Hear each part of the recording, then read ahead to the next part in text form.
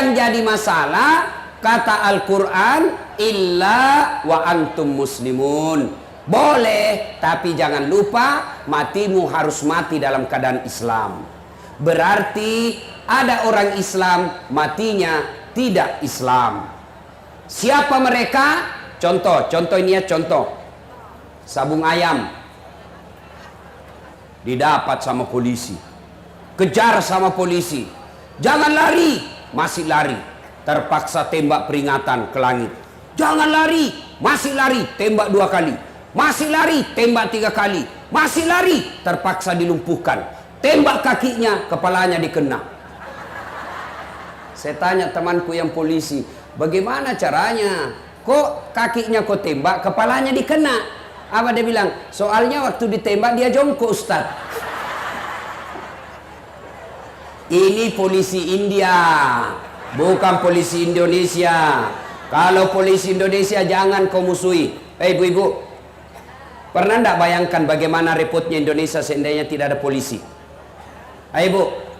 Ibu dirampok, suaminya dibunuh, anaknya diperkosa, hartanya dihabisi. Lalu ibu datang ke Polres, tolong Pak Polisi, cari pelakunya, tegakkan keadilan, lindungi kami. Apa kata Pak Kapolres? Mohon maaf, baru saja polisi bubar.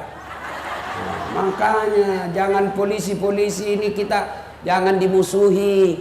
Yang baru-baru saja ulang tahun ya. Kalaupun ada polisi yang minta uang di jalan, itu bukan uang Indonesia, itu polisi India ya. Polisi India bukan polisi Indonesia ya. Kita doakan polisi Republik Indonesia makin berjaya mengawal keamanan di Indonesia. Saya sebagai mubalik selalu berterima kasih kepada polisi. Kenapa? Saya tidak mungkin bisa ceramah dengan baik tanpa polisi. Coba kalau macet di jalan, saya buru-buru mau ke ceramah Kota Medan, dari bandara mau ke Kota Medan, macet jalan, tidak bisa gerak mobil saya. Siapa yang cari? Ketua Majelis Ulama? Bukan. Penghafal Quran? Bukan. Siapa yang kita cari? Adalah polisi lalu lintas. Makanya jangan polisi dimusuhi. Ini ibu-ibu biasa bikin bingung polisi di jalan. Geser kanan belok ke kiri.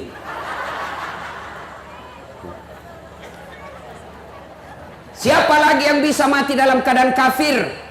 Hubbi aklil haram, mereka yang suka memakan makanan haram. Siapa mereka? 17 April yang lalu mereka yang menerima serangan fajar. Nih ibu-ibu, nih. Bu, saya tadi malam di Bandara Halim Perdana Kusuma, ada istri mantan bupati curhat sama saya. Saya sekarang Pak Ustadz tidak percaya majelis taklim. Kenapa bisa ibu? Setengah mati ku kasih baju seragam, ku kasih dia jilbab seragam, ku kasih dia rebana, ternyata lain dia pilih gara-gara dikasih duit. Ada di Medan? Ada? Yang benar. Sekarang pemilu yang baru lalu, pemilu yang saya rasa sudah tidak ada kekeluargaan, tidak ada lagi tetangga, tidak ada lagi saudara, tidak ada lagi karib, tidak ada lagi teman, yang ada wani piro. Maka mereka yang jadi gubernur, mereka yang jadi presiden, mereka yang jadi anggota DPR, karena nyogok, demi Allah selama gajinya dia makan, selama itu dia makan uang haram. Begitu juga ibu-ibu majelis taklim yang terima uang sogok, pantas doamu tidak dikabulkan. Kenapa? Wane piro. Tidak ada di Medan? Benar. Alhamdulillah. Wa qalaidan, Allah kemudian berfirman, Bismillahirrahmanirrahim. Ya ayyuhalladzina amanu dukhulu fis-silmi kaffatan wa la tattabi'u khutuwatis syaitan innahu lakum adu mubin. Wahai orang-orang yang beriman, masuklah engkau ke dalam Islam secara sempurna, bukan Islam pencitraan, bukan Islam pil caleg, bukan Islam pilpres. Tapi Islamlah secara benar. Wala tattabi'u khutuwatis syaitan, dan janganlah engkau ikuti langkah-langkah setan, karena sesungguhnya setan itu musuh yang nyata bagi kalian. Ada enggak setan di tengah-tengah kita? Masa ada setan? Orang lagi ceramah ada setan? Ada. Setannya bukan pocong, tapi setannya berupa handphone. Apa ibu? Orang sudah ceramah. Gaya betul ini ibu-ibu ini. Simpan dulu HP-nya, simpan dulu. Ibu yang pegang HP selama saya ceramah, saya doakan suaminya kawin lagi. Amin. Ini PNS yang pegang HP-nya selama saya ceramah, mudah-mudahan tidak dapat jabatan. Orang sudah ceramah masih bisa. Simpan dulu itu HP-mu cilaka. Simpan dulu Pak, simpan dulu. Nggak enak kau undang kita baru kau nggak perhatikan bos. Simpan dulu. Malah saya ada ceramah Bu di Sulawesi. Ini ibu-ibu ngefans betul sama saya. Umurnya 55 tahun. Saya lagi ceramah, dia balik belakang. Barusannya ada orang ceramah di belakangi saya. Ternyata diambil handphonenya, selfie.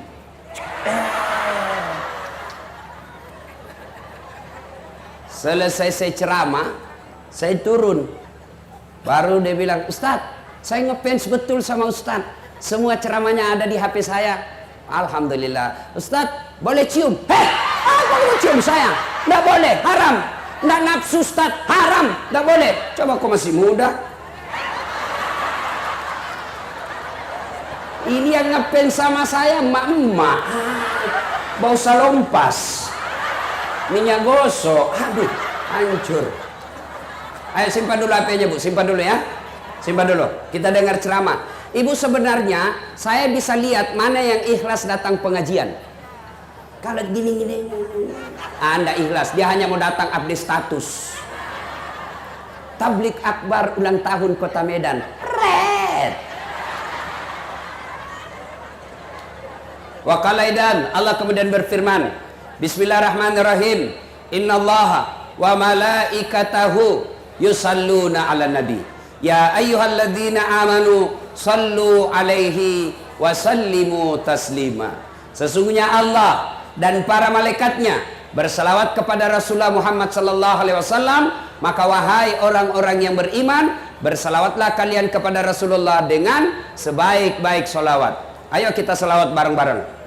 Salatullah salamullah ala toha Rasulillah, salatullah salamullah ala yasin habibillah. Hampir tidak dengar suara laki-laki. Kita banding, coba kita dengar. Ibu-ibu ya, coba kita bandingkan suara laki-laki dengan suara perempuan. Bapak-bapak diam, bapak diam ya. Kita mana kencang suaranya perempuan dengan laki-laki.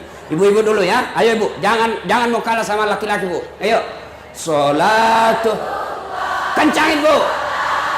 Kencang lagi. Allah. Salat. Salamullah. Yasin. Biar dia keraskan suaranya, tidak bisa keras. Ini namanya lembut dan syahdu. Nah, suara begini yang kasih nafsu laki-laki. Makanya kalau ini ASN yang masih muda, kalau kau ditelepon kepala dinasmu, jangan kasih syahdu suaramu. Assalamualaikum. Waalaikumsalam Pak. Gimana kepala dinasmu ndak nafsu? Lagi di mana Dek? Di rumah aja Pak. Coba kau tegas. Assalamualaikum. Waalaikumsalam. Di mana Dek? Di rumah Pak. Lagi ngapain Pak? Nggak berani lagi dia telepon kau. Ini Waalaikumsalam. Gimana kau nggak selingkuh sama bosmu?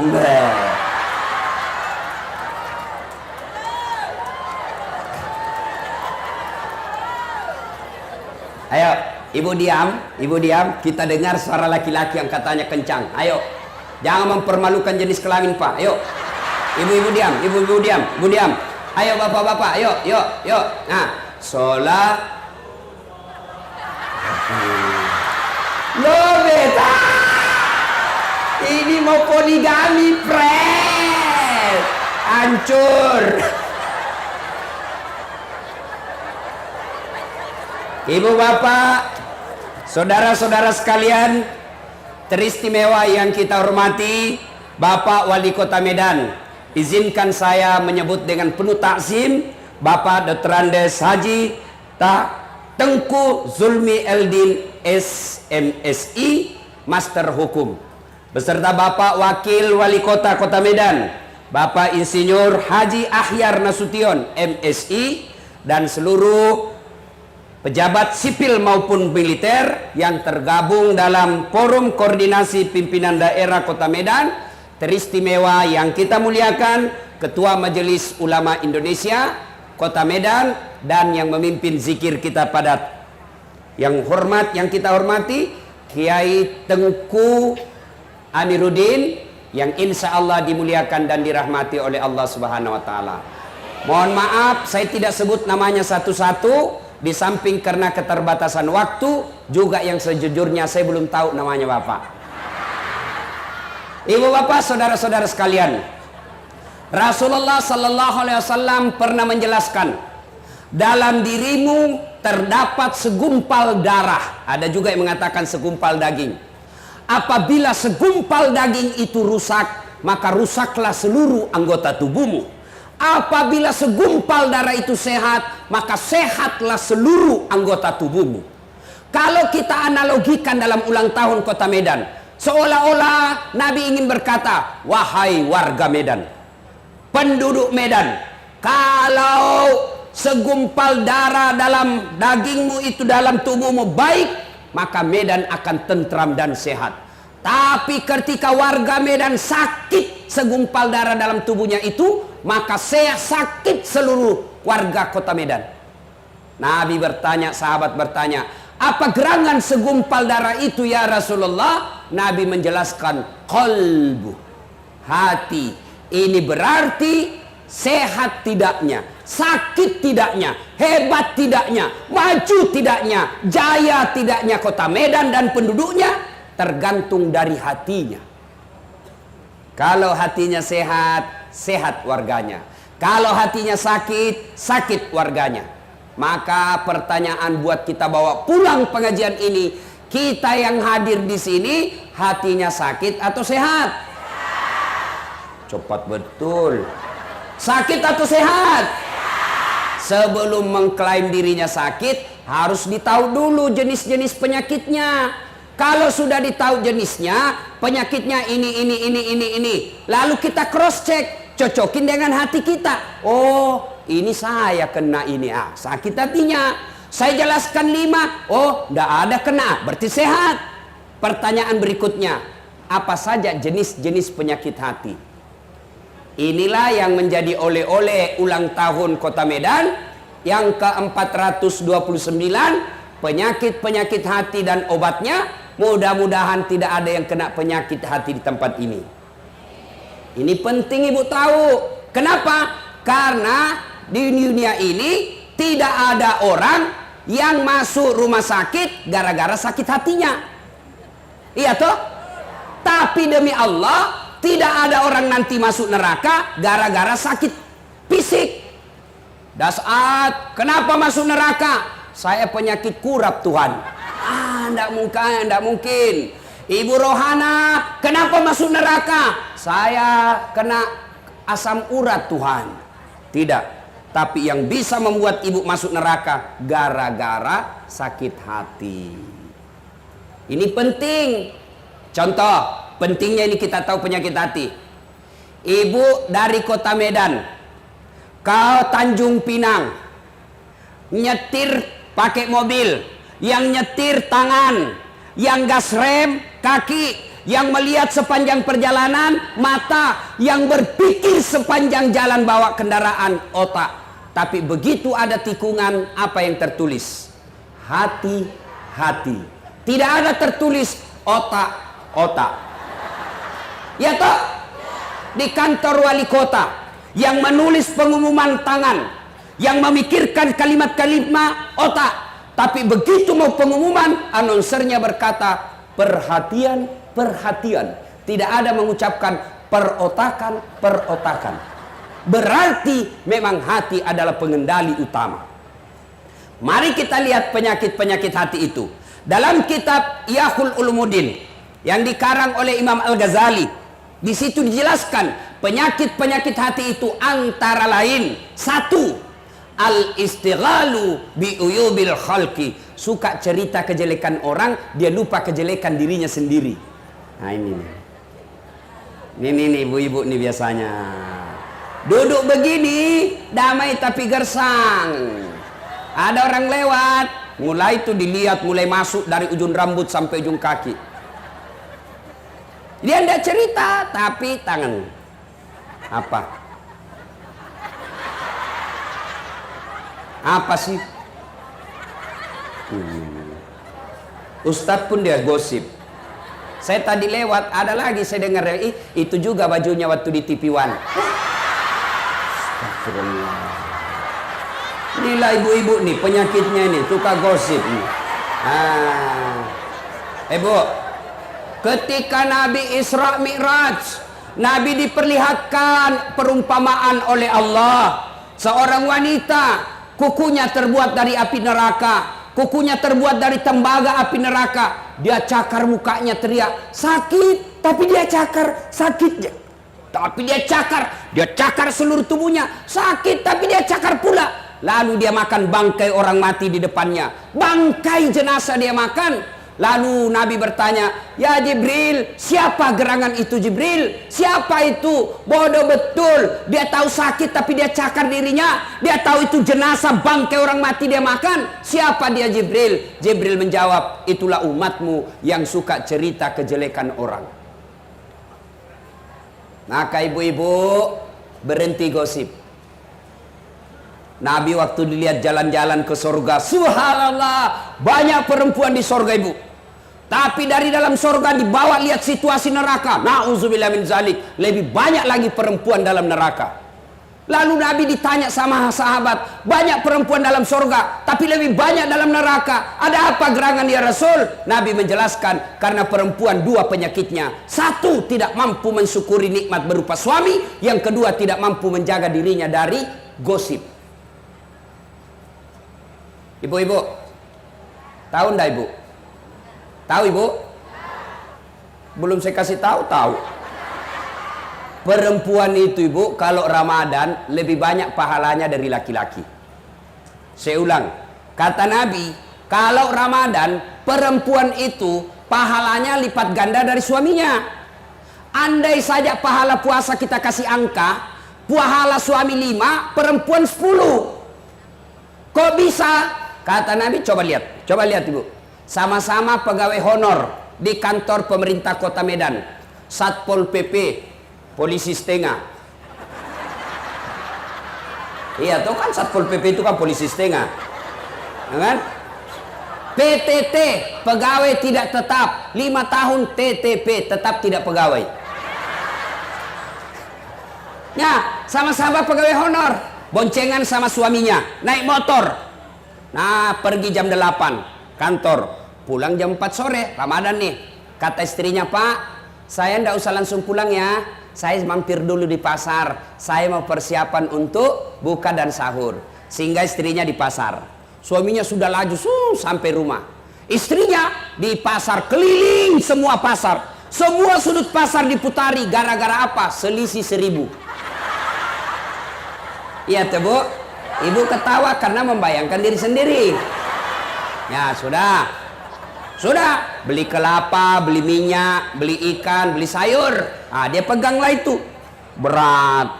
Begitu keluar pasar, dia lihat naik taksi 15.000, jalan kaki gratis, jalan lagi dia. Ayo, ya toh, sampai di rumahnya panas. Ayo, sudah ibu, sudah selesai. Menjelang buka, suaminya sudah ada di meja istighfar, asyhadu alla ilaha illallah. Istrinya mondar mandir dapur, meja dapur. Sudah azan, Allahu akbar, suami langsung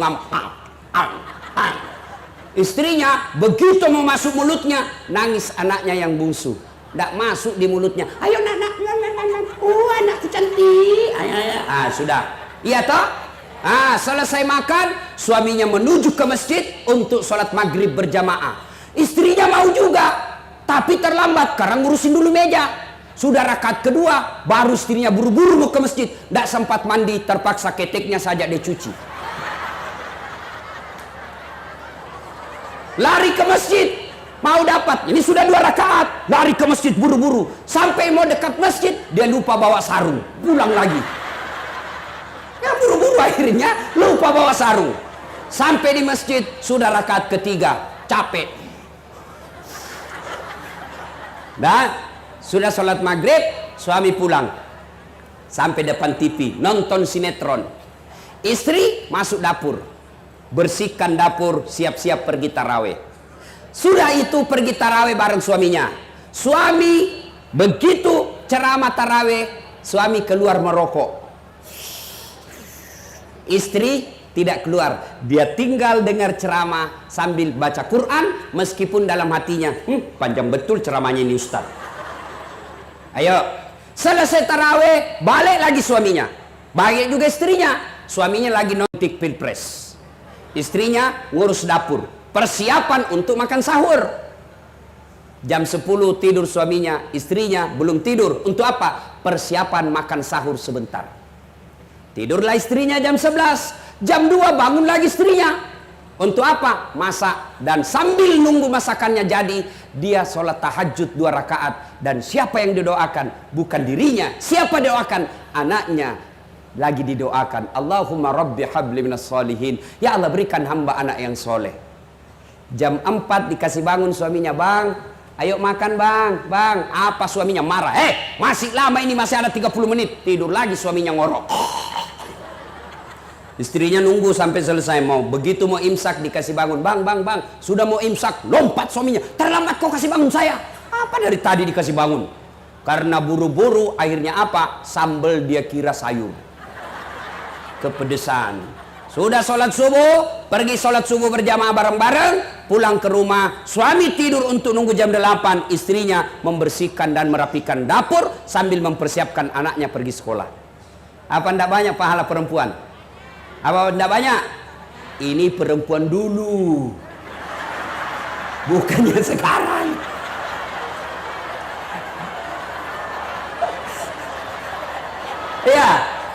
Iya. Nah, kalau perempuan dulu memang seperti itu modelnya. Kalau sekarang semua dibeli Grab, GoFood, semua serba prepaid, semua disimpan, tidak ada yang masak. Sudah sedikit pahalanya, sudah itu gosip lagi. Lalu nanti di akhirat, ya Allah, mana pahala puasaku? Allah katakan, tidak ada lagi pahalamu karena hancur, karena kau suka gosip tetanggamu. Maka demi Allah, majelis taklim yang baik bukan yang bagus serakamnya. Majelis taklim yang baik bukan yang rajin pengajiannya. Majelis taklim yang baik bukan yang bagus masjidnya. Tapi majelis taklim yang baik adalah ada perubahan akhlak dalam dirinya, yaitu berhenti gosip. Maka majelis taklim yang datang, yang baik datang. Apa dia bilang? Ya, kasihan betul. Baik betul itu ibu, sayang suaminya selingkuh. Maka majelis taklim yang baik, dia akan berkata, na'udzubillah min zalik. Kita berlindung kepada Allah, belum tentu suami kita lebih baik dari dia. Ini yang bagus. Mampu begitu ibu? Mampu? Tapi kita kan suka ikut campur. Iya benar, padahal dia tidak tahu.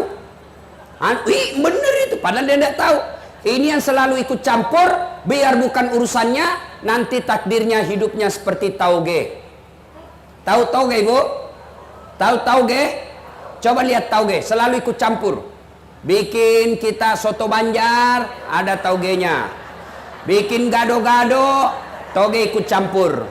Pecel, toge ikut campur. Maka karena toge selalu ikut campur, maka Allah takdirkan tidak ada yang lurus, semuanya bengkok.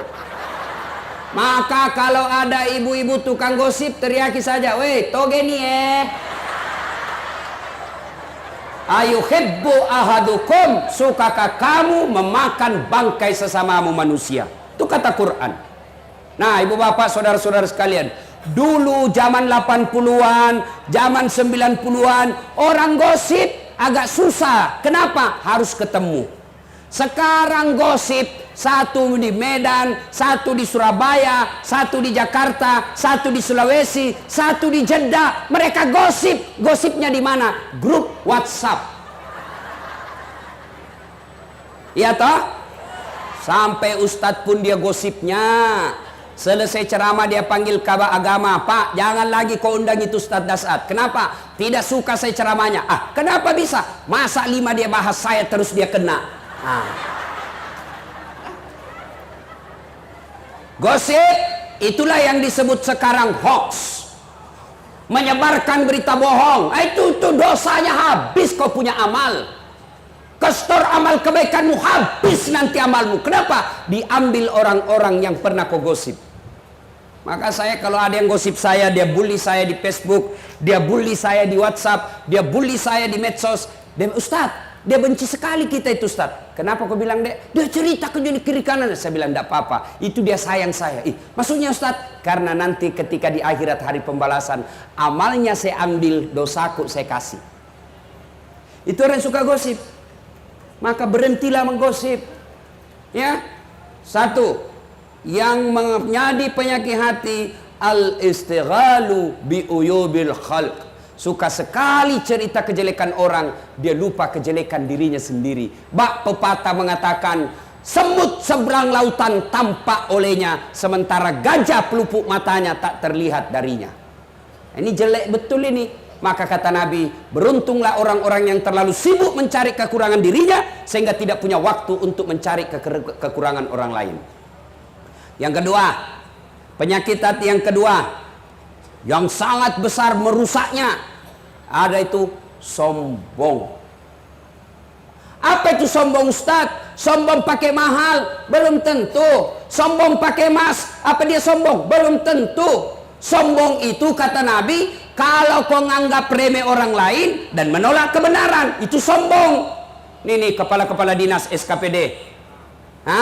Bapak pakai cincin mahal-mahal silahkan. Bapak pakai baju mahal silahkan supaya orang tidak menghina kita. Ibu-ibu pakai emas silahkan. Itu rezeki, pakai namanya perhiasan. Kalau perlu tulis berlian. Apa dia sombong? Belum tentu.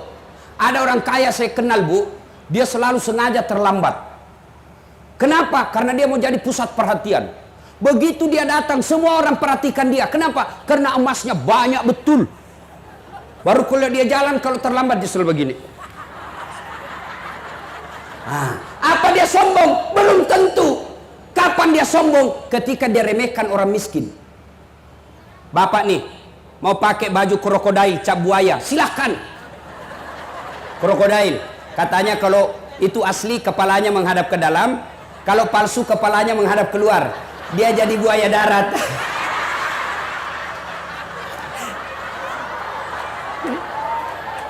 Apa sombong? Belum tentu. Kapan dia sombong? Ketika diremehkan orang yang jelek bajunya. Kau tahu ini krokodil cap buaya dari Singapura, harga 2 juta. Kamu ndak bisa beli, pengangguran. Sombong. Ibu-ibu pakai perhiasan emas silahkan. Kapan dia sombong? Ketika kau remehkan orang miskin. Kau tahu ini masku, emas Dubai 70 juta. Kamu pengangguran, suamimu ndak bisa beli, kau orang miskin. Sombong. Nah, sekarang apa sebabnya orang sombong? Kata Nabi, orang bisa sombong ini gara-gara apa? Satu, kata Nabi, bertambahnya ilmu. Sombong ini termasuk yang banyak gelarnya. Tuh, mulai sangka buruk. Bukan jangan tunjuk ke depan, ada orang sombong di sini. Jangan sombong. Ayo, ada orang sombong, termasuk diantaranya ada ustadz yang sombong, banyak. Mana ustadz yang sombong? Yang tidak mau menerima perbedaan pendapat. Sekarang banyak mengaku dirinya ustadz tapi tidak punya akhlak. hebat ilmu fikihnya, hebat ilmu tasawufnya, hebat ilmu qiraahnya, tapi hilang ilmu adabnya. Padahal puncak dari semua ilmu adalah adab. Banyak sekarang orang baru belajar agama 6 bulan. Itu pun melalui YouTube. Salah semua orang. Kayak dia saja mau masuk surga sendiri. Halal bihalal bid'ah, tidak pernah pada zaman Nabi. Taksiyah bid'ah, tidak ada pada zaman Nabi. Maulid tidak ada pada zaman Nabi, bid'ah. Isra Mi'raj bid'ah, tidak ada pada zaman Nabi. Bid'ah, sesat masuk neraka. Nenekmu punya neraka. Kayak dia saja panitia hari kiamat. Ada juga itu ustaz begitu. Belajar agama tidak tahu dari mana. Semua dia salahkan. Ayo. Ada yang begitu. Kalau tidak sepaham dengan dia, sesat kamu. Ini terutama adik-adik nih yang mengaku dirinya kelompok hijrah. Adik-adik, bapak-bapak yang mengaku dirinya hijrah. Hijrah itu bukan sekedar pelihara jenggot. Hijrah itu bukan sekedar celana jingkrang. Hijrah itu bukan sekedar bicara afwan, jazakallah, kaifa haluk ya akhi.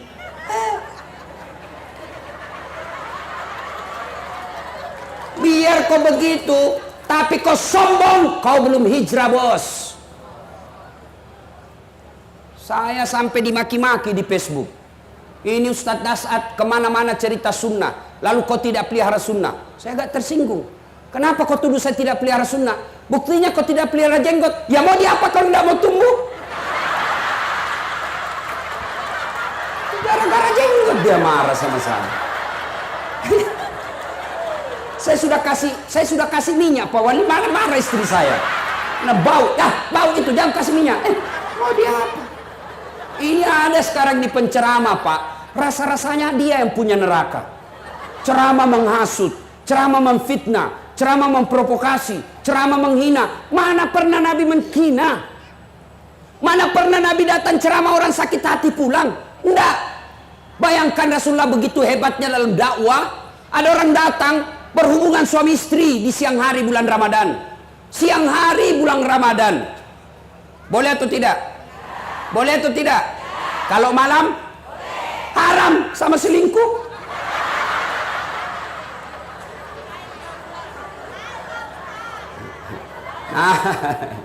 Datanglah ya Rasulullah, saya berhubungan suami istri. Kata Nabi, waduh, kartu merah 3. Kamu besar pelanggaranmu. Puasa 6 hari berturut-turut. 6 hari berturut-turut. Ya Rasulullah, 1 bulan aja saya kecolongan. Ini 2 bulan tidak tahan ya Rasul. Sudah kalau gitu kau kasih makan fakir miskin di kampungmu. Saya orang miskin ya Rasul. Kata Nabi, nih ambil kurma, ambil ini, bawa ke kampungmu, cari orang miskin, kasih makan. Ya Rasulullah, saya yang paling miskin di kampungku. Nabi bilang, ini sudah miskin, melanggar pula. Apa Nabi marah? Apa Nabi marah? Nabi lalu berkata, ya sudah kau makan sendiri. Coba. Ini ada orang... Adik-adik yang baru belajar agama, silakan cintai agamamu, silakan pakai mazhabmu, silakan pakai apa yang kamu yakini betul menurut keyakinanmu, tapi jangan kau lecehkan dan kau salahkan orang yang tidak sesuai dengan pahammu. Contoh Ibu, dalam kenapa ada imam mazhab? Karena sumber hukum Islam itu ada 3. 1 Quran, 2 hadis, sudah pendapat ulama. Quran hadis itu tidak ada videonya, tidak ada gambarnya, tidak ada tutorialnya. Beda kalau ibu beli handphone, cara pemakaiannya gampang dicontoh. Kenapa? Ada petunjuknya di handphone itu, videonya, cara mencabut baterai, cara memasang charge, itu ada videonya, jadi bisa dicontoh. Tapi hadis, dia hanya dalam tertulis, tidak ada videonya, Nabi tidak ada gambarnya, maka hanya tertulis, maka orang mengangan-angan, oh begini. Contoh, hadis. Saya melihat Nabi takbir mengangkat kedua belah tangan sejajar dengan bahu. Itu hadisnya Pak. Sejajar dengan bahu. Coba bagaimana disebut sejajar dengan bahu? Mohon maaf Pak. Bapak Pak Yuda, sejajar dengan bahu bagaimana? Coba lihat Ibu, coba lihat Pak Yuda, sejajar dengan bahu. Saudara. Pak Kapolwil Tabes, bagaimana Pak? Bapak kalau angkat takbir sejajar dengan bahu. Begini. Coba bedanya. Coba ulang, mohon maaf Pak. Coba Pak Yuda. Beda. Kenapa beda? Karena tidak ada videonya Nabi.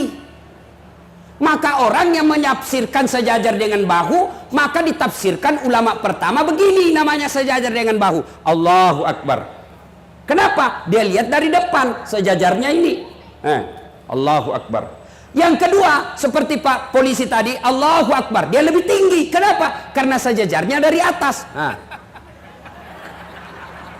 Salah, cocok semua. Yang membuat kita bertengkar, yang begini disalahkan yang begini. Yang begini dia salahkan begini, maka tengkar kita. Kalau Bapak yakin silahkan pakai Bapak yakini.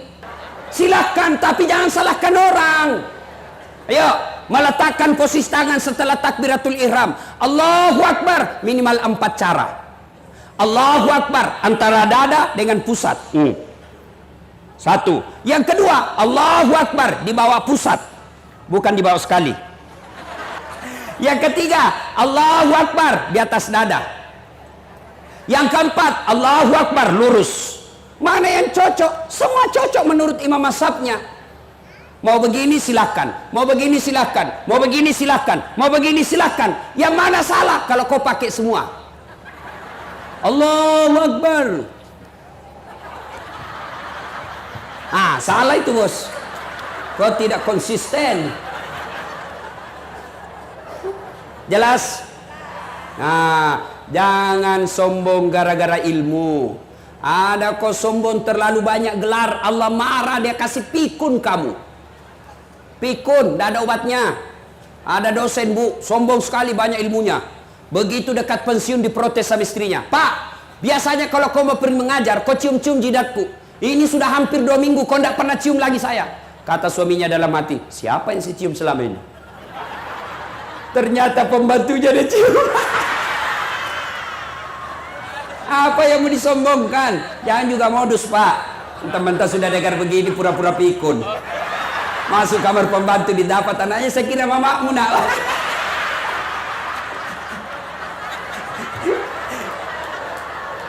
Ayo. Ya. Jangan sombong gara-gara ilmu. Allah jelaskan dalam Quran, wa ma utitu minal ilm illa qalila. Saya tidak berikan kamu ilmu kecuali sangat sedikit. Kalau ada ustaz sombong, patantang, petenteng, hanya dia merasa benar, tolong tanya apa artinya alif lam mim.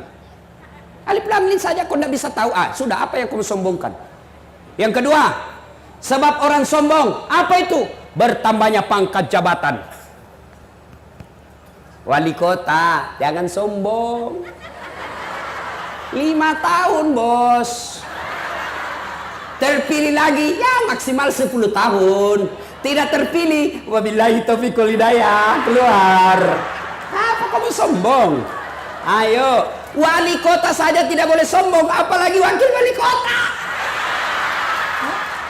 Apa nih mau sombong? Ayo, kepala dinas kau mau sombong? Jangan sombong jadi kepala dinas karena wali kota suka sama kamu. Biar wali kota suka sama kamu, kalau istrinya wali kota tidak suka, repot juga. Apa ini Pak? Benar? Benar? Apa yang mau disombongkan? Ayo, Kapolres Dandim. Jangan sombong. Ada batasnya mas bro. Apa batasnya? Pensiun. Patantang petenteng ada pangkatmu, pensiun, kembali kau jadi rakyat. Ayo, apa yang mau disombongkan? Ayo, apa lagi? Jangan sombong gara-gara pangkat jabatan, semua ada batasnya. Anggota DPR, iya kalau terpilih lagi. Ayo. Pernah dengar ceritanya anggota DPR di akhirat? Pernah dengar cerita anggota DPR Pak? Oh, ini ada penghafal Quran masuk surga. Dia masuk surga. Tiba-tiba ini Pak Imam, dia lihat banyak betul anggota DPR di surga. Dia pergi protes sama malaikat penjaga surga. Malaikat, kenapa banyak anggota DPR di sini? Di negara saya banyak OTT, korupsi. Kenapa bisa? Dia bilang malaikat, "Tidak usah kau ribut. Dia cuma reses. Sebentar lagi dia pulang."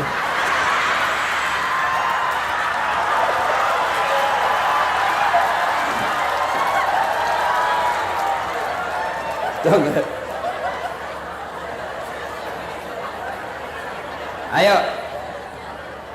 Apalagi yang membuat orang sombong? 1 tambah ilmu, 2 tambah jabatan, 3 tambah harta. Ini biasanya kontraktor, tim sukses. Ada kontraktor di sini? Ada? Ibu-ibu pernah dengar cerita kontraktor di akhirat?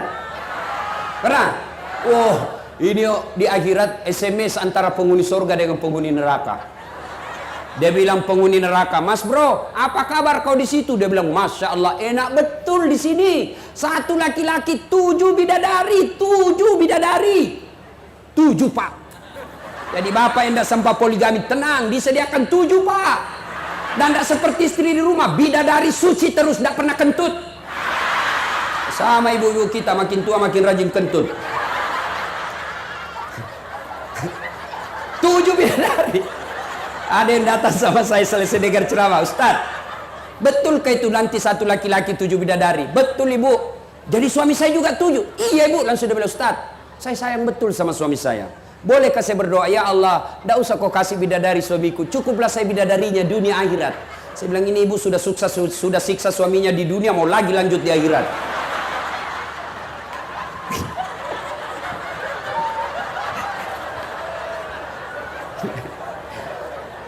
Coba. Nah, lalu dia bilang ini penghuni surga, "Kamu bagaimana kabarmu di neraka?" "Masya, tidak ada enaknya di sini, di blender terus kita. Tidak ada jam istirahat, hancur semua kita di sini."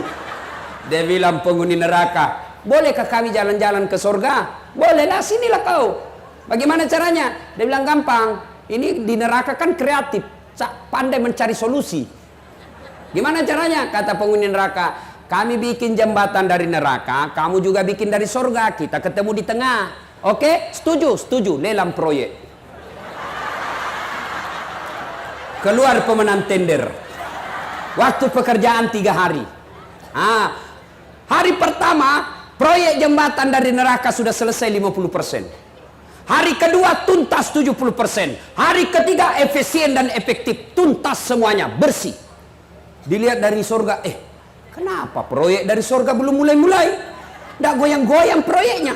Teriaklah ini dari neraka, "Woi, kenapa kau belum mulai proyekmu? Kami sudah sampai di tengah sesuai kesepakatan." Apa kata dari surga? "Bagaimana caranya mau dimulai? Kontraktor, pengawas, pemborong, panitia, ada semua di situ."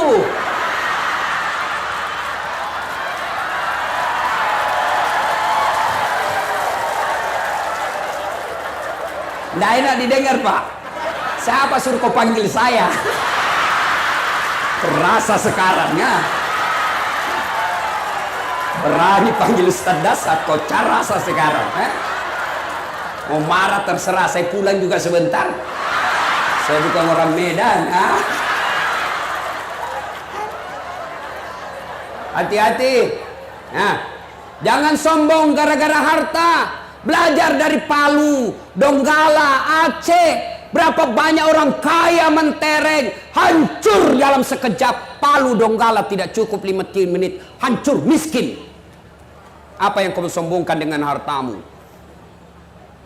Oke lah, duitnya masih banyak, mobilnya mewah, rumahnya megah, duit depositonya 7 miliar, sombong. Allah titip penyakit dalam dirinya, akhirnya apa? Banyak duitnya tapi makannya terbatas. Saya sering ditraktir orang kaya, Bu. Begitu saya berhadapan meja makan, apa dalam pikiran saya? Enak semua. Mana dulu saya makan ini? Ini orang kaya apa dia pikir? Asam urat, kolesterol, ginjal, lemak. Dilarang makan nasi.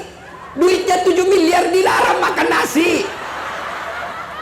Dilarang makan daging, dilarang makan garam, dilarang makan gula, dilarang makan sambal, dilarang makan lemak. Apa saja bisa dia makan. Ubi kayu. Duit 7 miliar cuma bisa makan duit ubi kayu leh. Silakan Nana. Ayo. Dia ke dokter, dia bilang, "Mohon maaf Pak Dewan, selama Bapak anggota DPR ini Bapak tidak pernah kena matahari. Mulai besok Bapak keliling komplek ya. Jangan pakai baju Pak, supaya kena matahari. Kalau bisa Bapak pakai celana pendek. Jangan pakai sendal Pak ya, supaya refleksi. Jangan pakai topi. jam 8 sampai jam 11 keliling komplek, ndak pakai sendal, ndak pakai baju, cuma pakai celana kolor jalan. Apa bedanya sama gembel? Ayo, apa yang kau sombongkan dengan harta? Jangan sombong.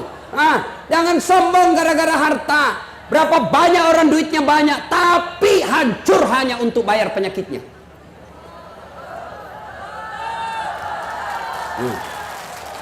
Yang ketiga, sebab sombong. Apa kata Nabi? Bertambahnya ibadah. Yang tadinya tidak pernah sholat, tiba-tiba rajin sholat, hitam jidatnya. Soal hitam di jidat gampang ibu. Kau beli balsam, sujud, gosok 5 menit siap sujud. 2 hari hitam. Jangan sombong. Allah tidak sombong. Al-Quran memberikan informasi. Kaya sombong, Qarun haram masuk surga. Pejabat sombong, Fir'aun haram masuk surga. Ilmuwan sombong, Kal'an sombong, haram masuk surga. Allah tidak senang orang sombong. Kenapa? Karena sombong itu pakaian Allah, tidak boleh kalian pakai. Apa yang Anda mau sombongkan? Maka Allah jelaskan dalam hadits qudsi, ada 3 teman setan di dunia. 3 teman setan. Kata Nabi, 1 di antaranya ghaniyun mutakabbir, orang kaya yang sombong. Kaya sombong, temannya setan, tapi orang masih maklum. Wali kota sombong, Polres sombong, Kajari sombong. Orang masih, iyalah, tinggi pangkatnya, banyak duitnya, terkenal, cakep, wajarlah dia sombong. Tapi ini sudah miskin, pengangguran, jelek mukanya, bau mulutnya, bau keteknya, sombong lagi. Bukan temannya setan, kau sudah jadi setan. Ayo, jangan sombong. Alangkah bahagianya, alangkah senangnya kita, jabatannya tinggi, banyak duitnya, terkenal, cakep, cantik, dermawan lagi dan tidak sombong. Orang makin senang, bahkan tanpa sosialisasi bisa 2 periode. Jelas? Maka jangan sombong. Sombong inilah yang bisa memecahkan persaudaraan. Ya, makna terpenting kita ini kita bisik-bisik Pak Wali, persaudaraan. Yang ketiga sekarang, penyakit hati. Yang ketiga, al-mutakhawilu bis sholah, menganggap enteng sholat. Itu penyakit hati paling besar. Ibu-ibu banyak tidak sholat. Kapan Ustadz? Ketika selesai haid.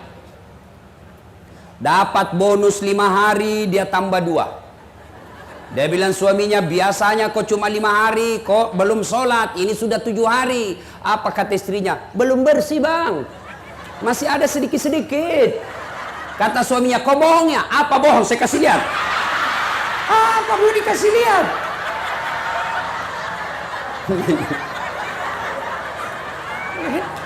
Membayangkan diri sendiri. Iya toh?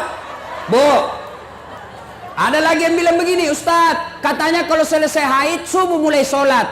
Subuh kesiangan, ulang lagi besok. Tidak, kalau duhur bersih, duhur mulai sholat. Kalau asar bersih, asar mulai sholat. Ternyata bersih dia jam 8 malam, maka ibu sudah wajib sholat isya. Bersih jam 10, ibu wajib sholat isya. Kalau malam. Kapan lagi perempuan banyak tidak sholat? Ketika ada pengantin. Apa yang menyebabkan ibu-ibu tidak sholat? Make up.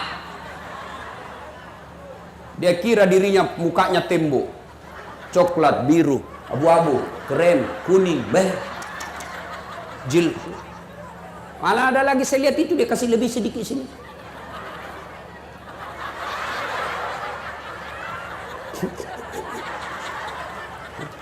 Banyak sekarang perempuan palsu. Bibirnya merah, palsu. Pipinya biru-biru, palsu. Bulu matanya panjang, palsu. Alisnya tebal, palsu. Pantatnya gabus.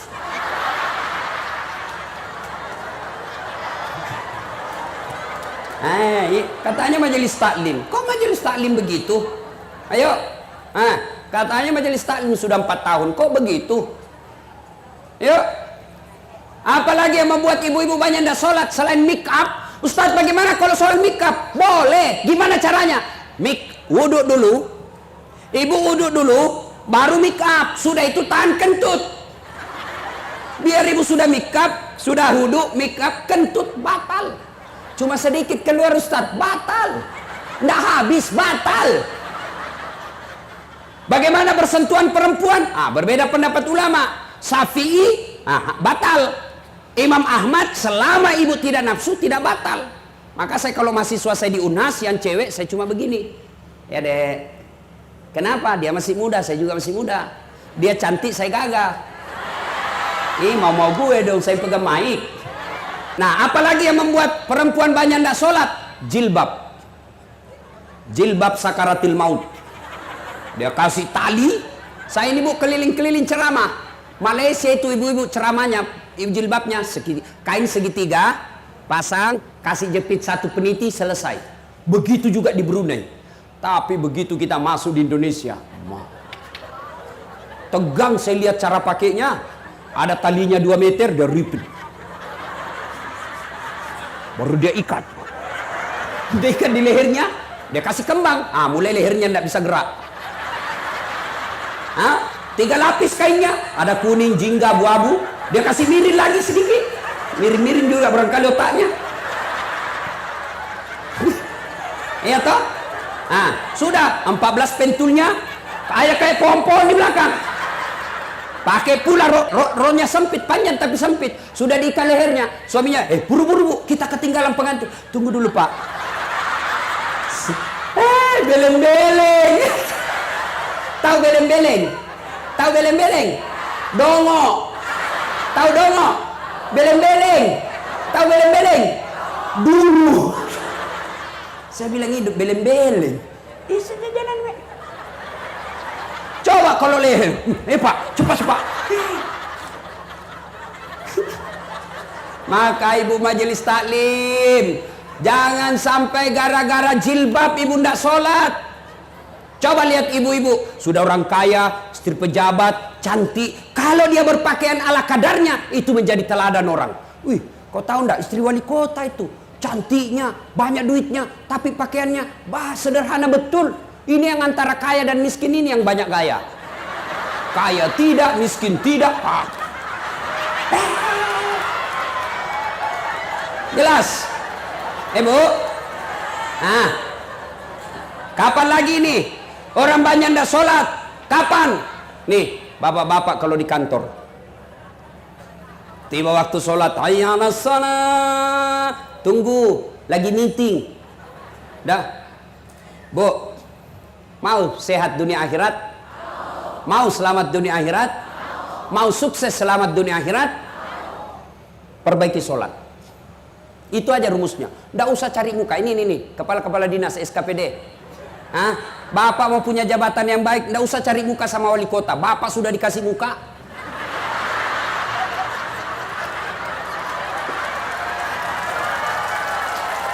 Ada juga itu ASN kayak nggak punya harga diri depan wali kota. Ya pak, siap. Pret. Yuk perbaiki aja sholatmu, Allah yang ngatur. Kecil itu jadi kepala dinas, kecil jadi camat, kecil jadi asisten. Kalau Allah yang gerakkan, tidak ada kekuatan manusia bisa halangi. Ini ya pak, ini pak, ini terserah bapak aja pak. Cemen lu men. Coba, nih Pak Wali Kota, Pak Kapolres, itu ada ajudannya. Coba lihat kalau Pak Wali Kota panggil ajudan. Mana dia berani menantang? Ajudan, siapa? Biar lagi ngerokok, dia buang rokoknya. Siapa? Perintah. Ayo. Mana ada ajudan? Panggil, ajudan. Tunggu dulu Pak, saya lagi meeting. Bilang kok dikasih pindah kok. Ayo. Pada wali kota ada habis jabatannya. Allah yang panggil Bapak. Hayya 'alas shalah. Apa jawaban Bapak? Tunggu. Lagi rapat. Ya sudah Allah ya. Sudah kau uruslah rapatmu. Karena wali kota yang ngurus kau. Begitu ganti wali kota, Bapak setengah mati lagi cari muka. Ayo. Capek Pak cari muka sama manusia. Lebih cari muka kepada Allah. Bagaimana caranya? Perbaiki sholat. Kalau sholat baik, kecil apa yang Bapak Ibu mau. Punya rumah kecil buat Allah. punya anak kecil buat Allah, punya jabatan kecil buat Allah. Allah cuma minta ista'inu bisabri wassalah, sabar, perbaiki salatmu, saya yang selesaikan itu masalahmu. Itu janji Allah, bukan janji caleg. Wah, kalau caleg yang janji kita, andai boleh dijanji kita surga, dia janjinya juga kita surga. Bagi-bagi kartu nama, pilih saya, sama-sama kita orang Bugis, pilih saya, ini. Begitu terpilih dia ganti nomor HP-nya. Nah ya sudah, perbaiki sholat.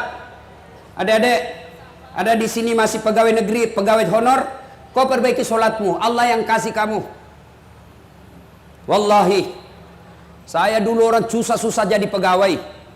Saya Unhas yang minta saya ngajar, universitas saya minta saya ngajar. Dicuri saya punya berkas, dihilangkan saya punya berkas, malah Allah lebih murahkan dikasih surat khusus.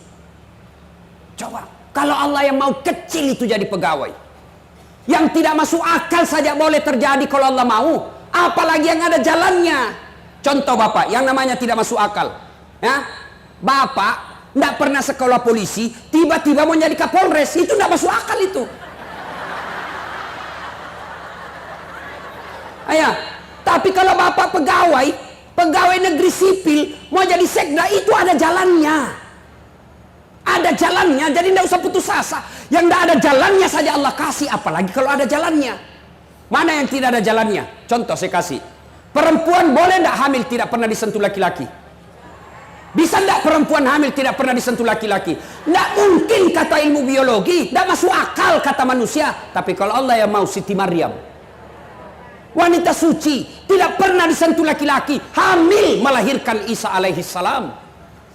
Cuma sekarang banyak juga yang mau dengan Siti Maryam.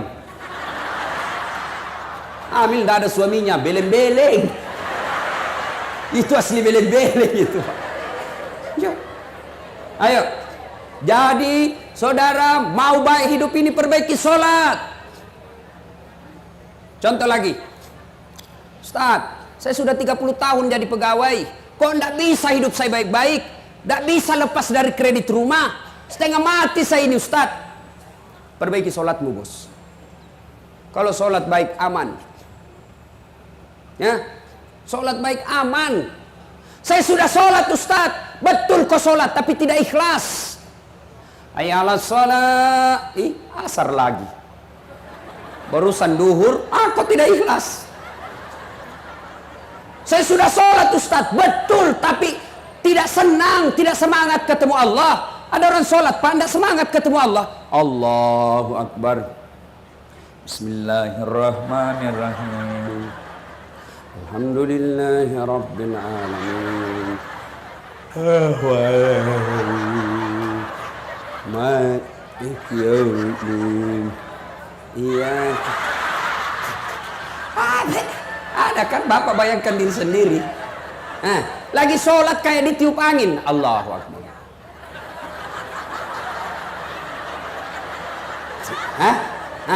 Ya memang ada karena itu ibu.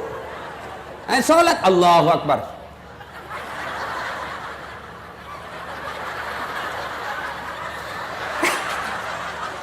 Iya toh. Bagaimana hidupmu kita mau baik Pak kalau sholat dianggap remeh? Percaya Pak, saya bisa cerita begini karena saya alami. Saya pernah jadi cleaning service, membersihkan toilet 4 di Sulawesi Selatan, travel paling terkenal waktu itu di Indonesia. Saya bilang tidak usah gaji saya, cukup kalau ada undian umroh kasih masuk namaku, mudah-mudahan saya bisa umroh gratis. Sampai tutup itu kantor, tidak dapat. Ayo, tapi alhamdulillah saya perbaiki sholat. Sekarang saya punya travel, kapan saja saya mau umroh. Ayo, saya pernah dihina teman saya waktu sekolah. Ada saat tidak malu-malu kok pakai cakar.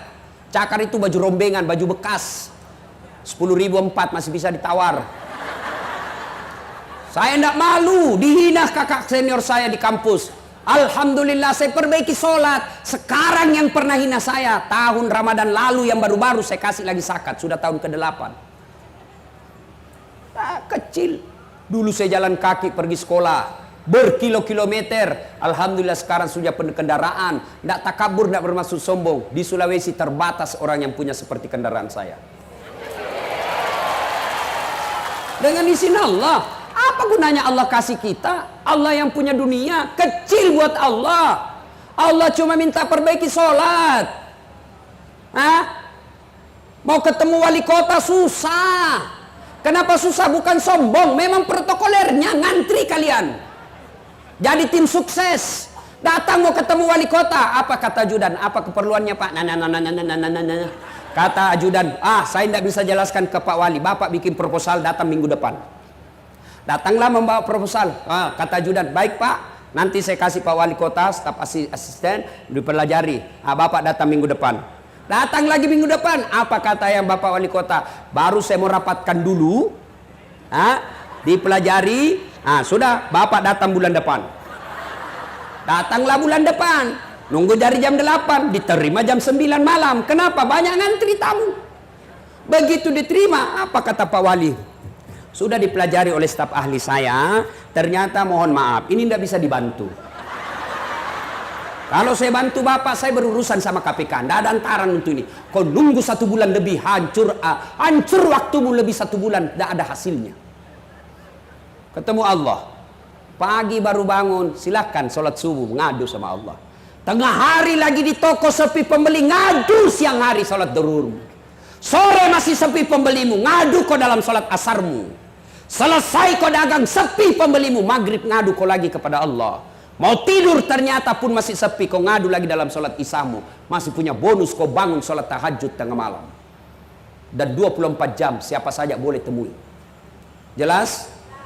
Perbaiki sholat kecil itu tidak masuk akal. Saya punya gelar 1 dokter dalam negeri, 1 luar negeri, bersamaan waktunya. Tidak masuk akal. Tidak masuk akal kalau Allah mau. Kalau Allah mau kecil jadi dokter. Maka ibu perbaiki sholat, anak-anaknya perlihatkan sholat. Bapak wali kota mohon kalau ada yang mau jadi pejabat, periksa sholatnya. Gimana caranya Ustadz? Gampang. Suruh datang jam 5 sore. Maghrib suruh azan. Suruh azan, suruh imam sholat jamaah. Kau imam sholat jamaah deh. Kalau bacaannya tidak jelas, malas sholat ini orang. Demi Allah, kalau orang baik sholatnya Pak aman. Tapi kalau tidak beres sholatnya, Tuhannya saja ditipu, apalagi bosnya. Jangan marah ya Pak, jangan marah. Tapi kalau Bapak mau marah tidak apa-apa, saya sudah mau pulang juga.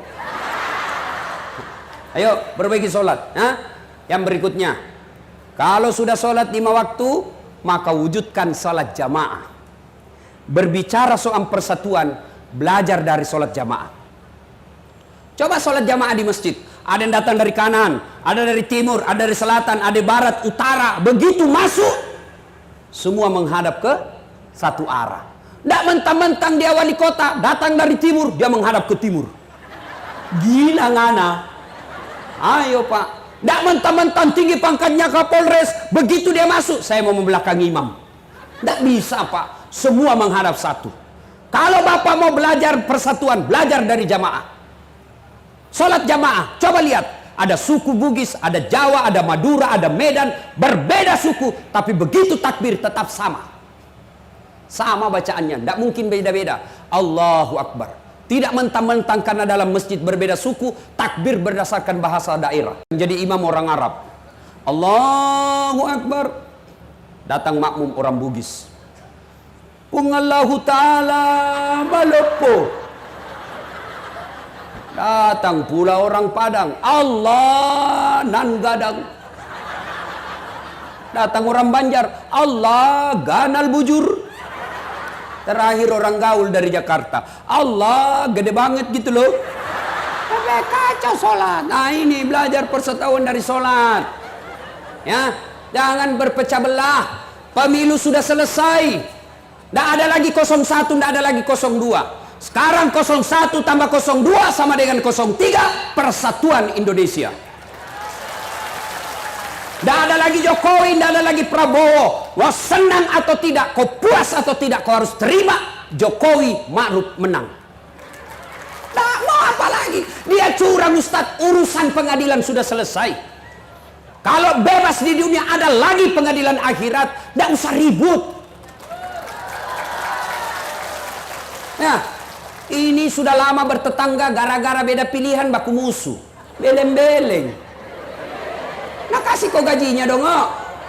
Sudah, jangan lagi berpecah belah. Tidak ada enaknya itu orang bermusuhan. Sebaliknya, bagus itu banyak teman. Apa baiknya banyak teman? Satu, banyak teman gampang murah rezekimu. Saya di Makassar hampir tidak pernah duitku habis. Di mana-mana ada yang bayarkan saya. Saya ke pasar, baru turun dari mobil. Assalamualaikum Ustaz. Dalam hatiku aman dan terkendali. Coba. Ada yang isi telur, ikan. Saya mau bayar. Berapa Ji? Tidak usah Ustaz. Tidak enak masih pagi-pagi Ji. Tidak usah Ustaz. Dalam hatiku, memang itu yang kutunggu. Istri saya itu senang betul kalau saya ke pasar. Tidak keluar duitnya. Yang kedua, banyak teman, gampang selesai masalah. Kenapa bisa Ustaz? Coba lihat. Saya ke Polres. Baru turun dari mobil, dilihat CCTV sama Kapolres. Assalamualaikum Ustaz. Siap Komandan. Waalaikumsalam. Kenapa Ustaz? Perpanjangan SIM Komandan. Panggil Kasat Lantas. Urus SIM-nya Pak Ustaz. Selesaikan cepat ya. Jangan lagi kau minta uangnya. Dosa kau uang Ustaz kau makan. Selesai masalah. Coba. Ayo. Banyak teman gampang selesai masalah. Yang ketiga, banyak teman panjang umur. Ayo, saya kemarin dari Sukabumi mau pergi ceramah, lanjut ke Istana Wakil Presiden. Perjalanan saya lewat di Bogor. Ya, tempatnya menaranya saya lihat menara masjidnya As-Sikra. Guru kita Arifin Ilham. Begitu saya lihat, saya bilang kita doakan Al-Fatihah. Karena banyak teman, semua yang lewat lihat itu, kirimkan Fatihah. Banyak teman, panjang umurmu, meskipun kau sudah jadi jenazah. Yang keempat, banyak teman, gampang menang pilkada. Jangan ketawa, saya serius. Nah, ayo, cuma yang bisa merusak persaudaraan kita ini adalah sakwa sangka, buruk sangka. Tiba-tiba Pak Wali Kota mutasi. Yang tadinya kepala dinas menjadi staf ahli. Ahli yang tidak ada stafnya. Sangka baik. Yang ketawa kok, saya serius ini.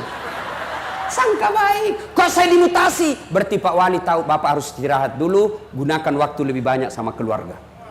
Sangka baik. Ini ibu-ibu yang paling sering sangka buruk sama suaminya. Suaminya dijadikan tahanan kota. Wajib lapor 24 jam.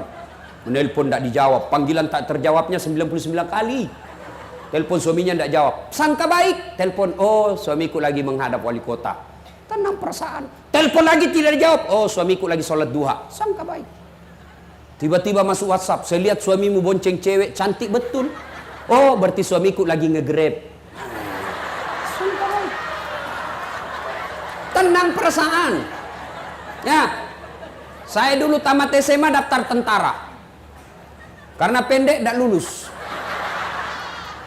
Temanku lulus jadi polisi. Sekarang dia reserse satu bunga di Sulawesi Barat. Pakai baret merah.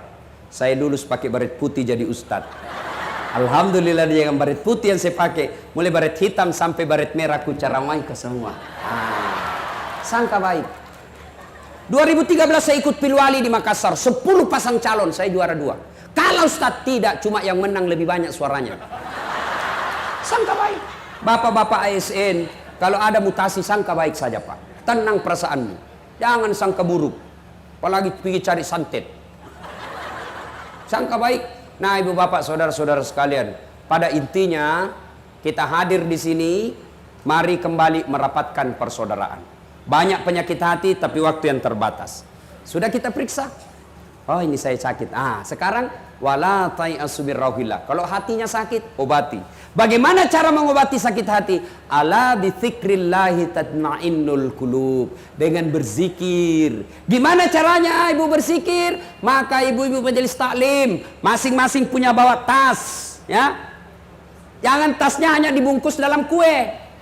Ibu-ibu Columbus, kelompok ibu-ibu pembungkus.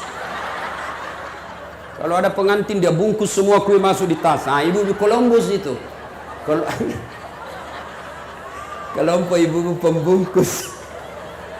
Ayo, maka tasnya isi tasbih. Isi tasbih. Ibu lagi di kendaraan, dari rumah menuju ke tempat majelis taklim, pegang zikirnya, tasbihnya. Subhanallah, subhanallah. Bapak-bapak lagi nunggu antrian ketemu Pak Wali Kota, berzikir. Subhanallah, subhanallah, subhanallah. Tiba-tiba lihat cewek cantik, kelihatan pahanya. Apa yang kita ucapkan? Bukan alhamdulillah. Subhanallah. Maha suci Allah yang telah menciptakan yang indah itu. Ternyata masih dilihat, ucapkan astagfirullah, palingkan pandangan. Astagfirullah, astagfirullah, astagfirullah. Ya, zikir. Cuma kalau berzikir, kan zikir yang paling populer itu yang 3. Subhanallah, alhamdulillah, Allahu Akbar. Cuma supaya bagus dan nancap di hati, zikirnya perdengarkan telinga dan jangan terlalu cepat. Dan zikir Pak terlalu cepat, ini tidak ada bekasnya. 99999999999. Apa artinya itu, bos? Ada dulla di sampingnya. Apa kau panggilkan saya? Apa panggil? Dulla-dulla tidak kedengar tadi. Yang bagus. Subhanallah, subhanallah, subhanallah. Alhamdulillah, alhamdulillah, alhamdulillah. Perbaiki. Ibu-ibu, 1 zikir. Yang kedua, baca Quran, qiraatil Quran. Yang ketiga, supaya hati tenang lagi, kalau mulai sakit, perbanyak bersalawat kepada Nabi. Ya, ibu-ibu pagi-pagi lagi goreng ikan, salawat. Salatullah, salamullah. Dia dengar suaminya, dia sambung. Lagu suaminya lagi lap kaca. Ala toha rasulillah. Dia dengar anaknya lagi kerja PR. Salatullah, salamullah. Ala Yasin Habibillah. Lewat Pak Camat, didengar Pak Camat teriak, semua salatullah salamullah ala toha rasulillah. Salatullah salamullah ala Yasin Habibillah. Terakhir, dalam Al-Quran Allah bertanya, ya, apa man kana mu'minan kaman kana fasikan? Sama ndak orang yang beriman dengan fasik? Beriman dengan pura-pura beriman. Fasik itu pura-pura beriman. Kata Allah, la yasta'un. Tidak sama. Apa perbedaannya? Menurut Quran, innamal mu'minuna alladzina idza dzukirallah wajilat qulubuhum. Orang yang baik imannya, kalau dia dengar ceramah, dia dengar dakwah, dengar pengajian, maka dia berkata, makin bertambah imannya. Itu sudah bagus. Pulang ceramah, benar itu dia bilang, Ustadz, saya tadi yang kena kontraktor itu. Benar itu Ustadz, yang tukang gosip saya kena, maka besok saya tidak ulang. Bagus imannya. Tapi kalau sebaliknya, dinasehati tidak mempan, maka yang disindir dalam ayat berikutnya, wa sawa'un alaihim a'anzartahum am lam tunsirhum.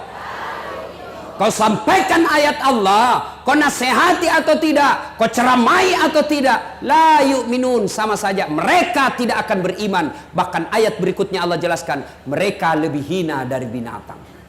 Tahu binatang, Ibu? Tahu binatang? Ibu saya di kampung sampai detik ini masih jual beli kambing. Itu kalau ada kambing beliau yang nakal, suka seruduk temannya, dia panggil penjaga kambing, kau jual itu kambing. Nakal itu, dia ganggu temannya. Sampai di pasar, Bu Haji, tidak ada yang beli, bawa pulang, potong kita makan sama-sama. Kambing nakal, jual, tidak laku, potong kita makan.